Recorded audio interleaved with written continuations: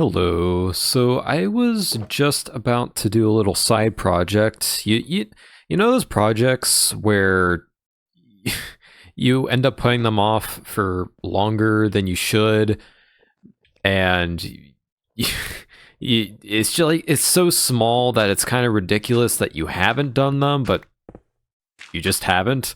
Yeah, it's one of those projects. Anyways, so I was about to start chipping away at this, and then something kind of just popped up in my head. Something that I've been seeing a little bit of talking about in the building community over the past few weeks. Now, I've actually talked about this on stream once, but I I don't think I did a good job getting my point across because I am always flustered when I stream, so I figured why not try again while I do this project because I mean it's not gonna get done. It's this is why I don't try and talk on stream. But yeah, this project's not gonna get done by itself, so I figured, you know what, I might as well try it again while building this. So what came up in my head was what I believe was dubbed the building meta, or the standard of building in the modern community. For those unaware, it's basically the idea that everyone has sort of pigeonholed themselves into a certain sort of way or to a certain standard, whether it be because they feel pressured to earn praise, or that they feel that their build would be inadequate otherwise. Now, I'm not what I would consider to be a master builder. I think I'm certainly able to get the point across, and I'm able to make it presentable, but it definitely wouldn't take long to find somebody whose overall skill is better than mine. Heck, it would probably take like 5 seconds of looking up on YouTube or Twitter or something along those lines. And the thing is that unless it's literally a game of build battle, building, to me at least, isn't a competition. And I never think lesser of my build just because I'm not on the cutting edge of building technique. Now, don't get me wrong, I will acknowledge that their build is better, and I may take down some mental notes for later as inspiration, but it doesn't dampen the enjoyment I get from my build. At the end of the day, building for me, just like redstone, just like farms, heck, any medium of art I happen to dabble with, it's about expression. Now that I think about it, this just came up in my head. Even in build battle on Hypixel, at least a couple of years ago, it's been a while, I remember that there was a decent chance that the quote-unquote best build wouldn't even win the competition. Instead, it was something that was funny or evoked some sort of emotion. And I think that's pretty telling, though you may interpret that as you wish. I don't even know what they're building on there now. Probably some repo meme or something like that. There are times when I'm playing and say, building, and I'll just throw on some YouTube videos in the background, and sometimes it includes World Tour videos. Yes, and as I've watched more of them, I realize that I don't enjoy them because of the impressive builds, or at least that's not the main reason. The reason I enjoy them so much is not only because of the charm, but because I get to learn about the person in a sense. I get to learn what aesthetics they enjoy, or how they what kind of process is involved in their art.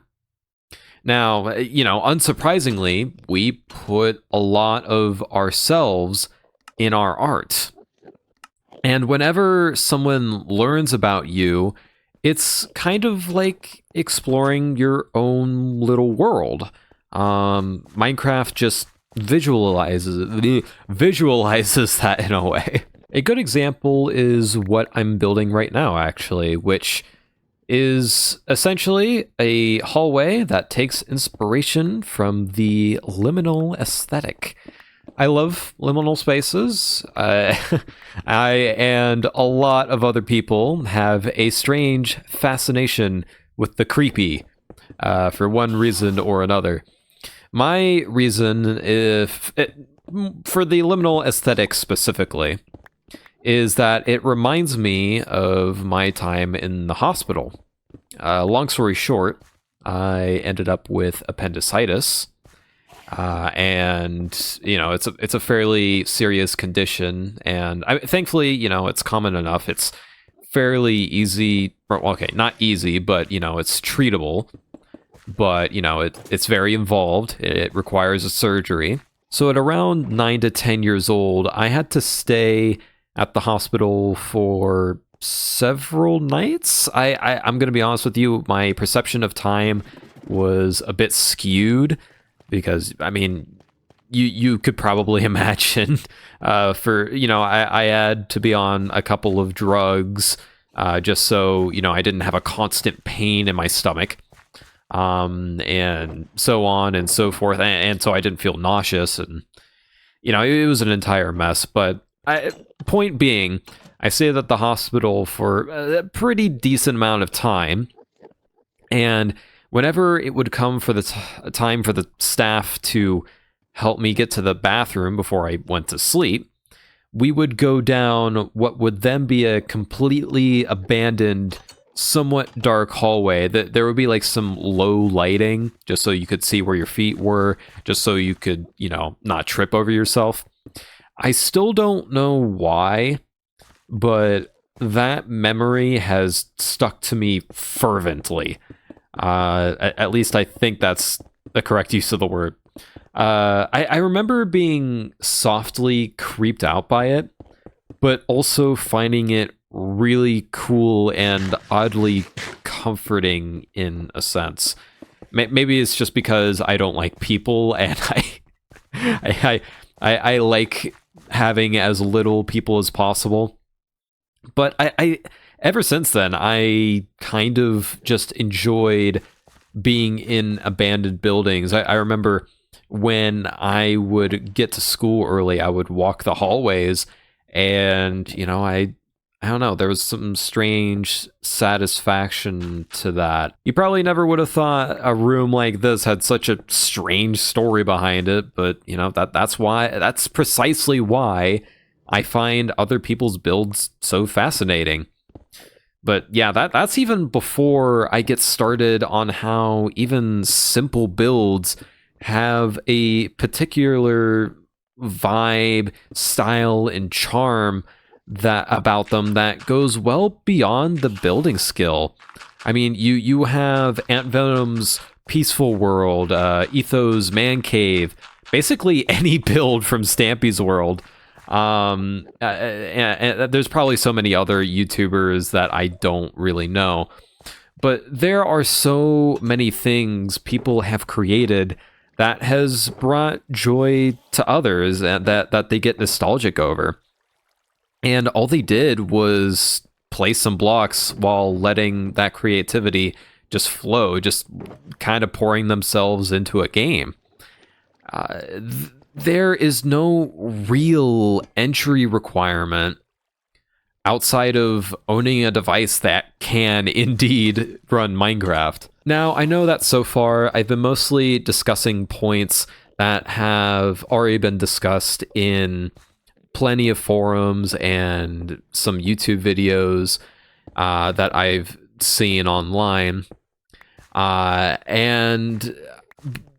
I want to kind of turn this into a more broad discussion with Minecraft and art in general. And this kind of stems from something that happened relatively recently. So I was playing on Nations and Nobles, just like I am now, and another noble, Silver, ended up hopping online, and we had a bit of a chat, as we usually do. And at some point, Silver decided that he wanted to make his own single player world. At which point he ended up asking me what I do, because I have my own single player world. He ended up asking me what I do, what game rules I used, if I used any mods or texture packs, even whether if I went through multiple seeds before picking one, or if I just generated a world and stuck with it. Now, as I was answering him, he sort of vocalized that he was a bit conflicted. I did something one way, but he preferred doing something the other way. With the problem being that he viewed my way as the correct or legit way to play.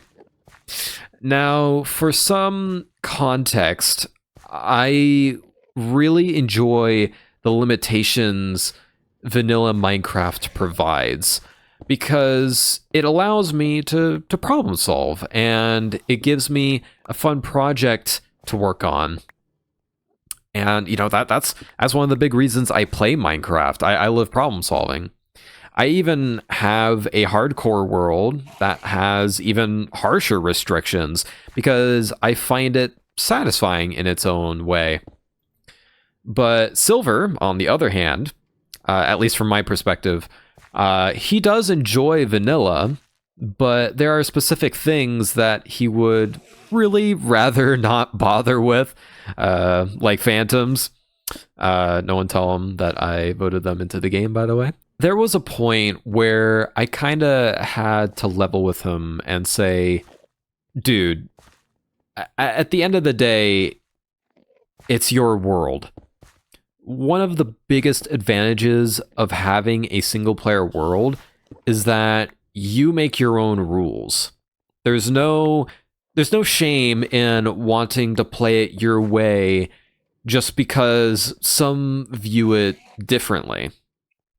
I hope that Silver can nail down what he wants and does something cool on that world.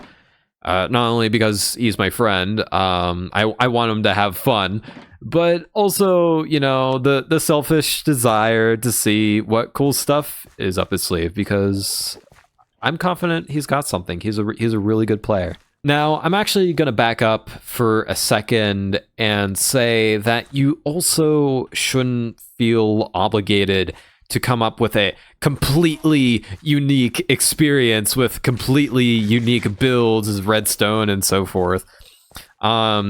Taking inspiration is absolutely okay. I mean, heck, the reason I'm as in quotations good at building as I am is because I learned little things from my friends and incorporated it into my own style. Say, for example, with rock faces or other bits of texturing, I ended up learning like a kind of sort of pattern from a friend named Beardo. He kind of, I was able to look at one of his builds and be like, oh, so it kind of flirts with what rocks actually kind of look like. It's not just random. And, you know, while I do try to figure out my own redstone, it's not like I've completely invented a new T flip-flop or something. I just reference from redstone I had seen prior and use it as a tool for my own devices.